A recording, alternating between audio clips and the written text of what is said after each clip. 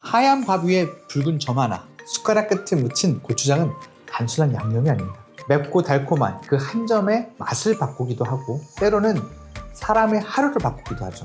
근데 생각해 보신 적 있나요? 이 작고 붉은 장 한 숟갈이 언제부터 우리 밥상 한가운데 자리 잡게 된 걸까요? 오늘날에는 당연한 그 맛이 사실은 수백 년의 시간과 수많은 사람의 손끝을 지나서 완성된 결과물이라는 사실. 이번 이야기에서는 한국인의 밥상을 상징하는 그 붉은 양념, 고추장이 어떻게 태어나고 어떤 생활을 지내며 지금의 맛이 어떻게 되었는지 그 발효의 역사 속으로 천천히 들어가 보겠습니다. 저희가 지금 생각하는 고추장은요, 사실은 한국의 조선 후기에 고춧가루가 들어오면서 만들어진 고추장인데요. 한국에서는 고추장 이전에 이미 장이 있었어요. 콩을 삶아서 띄운 메주로 만든 된장과 간장은 삼국시대부터 한국인의 식탁을 지켜온 발효의 핵심이었습니다. 그 장독대 위에서 익어다든 장들은 단순한 음식이 아니라 시간의 저장고였죠. 그런데 질문 하나. 그렇다면 조선 중기 이전에 고추하고 고춧가루가 들어오기 전에도 고추장과 비슷한 장르가 있었을까요? 고추가 한반도에 들어오기 전에 이미 매운맛을 내는 잔은 존재했어요. 그 이름은 바로 초장. 조선시대의 약에 대한 얘기와 식품에 대한 얘기를 하는 두 가지 책들이 있죠. 향약집성방이라고 해서 되게 오래된 책 중에 하나예요. 식료착륙이라고 하는 1460년대에 나왔던 책, 이렇게 두 가지에서 초장이라는 단어가 이미 등장해요. 초는 우리가 얘기하는 고추장에 식초를 넣어서 만든 그 초장이 아니라 매울초라고 해서 산초나 후춧가루를 가지고 있는 그 초를 얘기합니다. 즉 고추장이 없었던 시절에도요, 사람들은 후추, 산초, 마늘, 식초를 섞어서 생선 비린내를 없애고 매운 향을 더한 장을 만들었어요. 이게 지금 사용하지 않는 조선시대 때 있었던 초장에 대한 얘기입니다. 이 초장은요, 고추장의 조상격으로 매운 장류, 특히나 초장의 문화의 시작점이죠. 그거를 나중에 고춧가루로 초장을 만들어서 저희가 초고추장이 생겼죠. 향약 집성방에 따르면요, 초장으로 비린내를 제하라. 이때 초장은 발효보다는 조미에 더 가까웠어요. 이미 된장, 간장에 향신료를 섞어서 매운 장의 개념을 형성하고 있었죠. 그러니까 고추장이라는 새로운 창조문이 아니라 이 오래된 초장의 전통 위에 고추라고 하는 새로운 재료를 얹힌 결과였어요. 고추는 16세기 후반에 임진왜란 이후에 일본에서 한국으로 들어와 있는 걸로 알고 있어요. 당시에는 일본에서 왔다 해서 외초라고 불리고 귀한 향신료로 취급이 됐죠. 근데 17세기 후반부터 재배가 확산되면서 후추와 산초로 매운맛을 내던 초장이 점차 고춧가루를 사용한 장으로 변하기 시작합니다.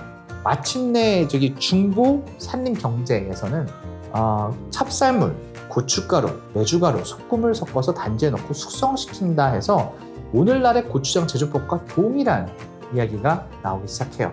그래서 이 책 이전에는 초장이었던 것이 이 책 이후에는 붉은 고추장으로 변신합니다. 고추장은 이전의 초장하고는 다르게 조미의 개념이 아니라 발효의 산물이 되어버려요.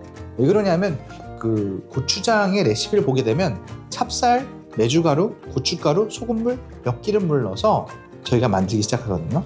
찹쌀물을 만들어요. 찹쌀의 가루와 엿기름의 물로 당화시켜서 단맛을 꺼내요. 그러고 나서 효모와 곰팡이가 살아나는 메주가루를 섞어서 기본적으로 발효의 준비를 만들죠. 그리고 소금을 넣어서 부패를 막고 그 다음에 발효 속도를 조절합니다. 여기에 매운 고춧가루를 집어넣어서 매운 고춧가루로 기본적인 발효가 시작되는 깊은 맛의 매운맛을 만들기 시작해요. 이것을 숨을 쉴 수 있는 항아리에 넣고 손맛을 시간과 함께 기다리게 되면 저희가 먹는 숙성 고추장이 되죠. 보통은 봄에 담가서 여름 햇살과 함께 밤에 냉기를 견디고 6개월에서 1년 동안 기다리면 이 맛이 숙성이 됩니다. 거친 장은요, 시간, 햇빛, 미생물이 함께 빚은 사였는 장이에요.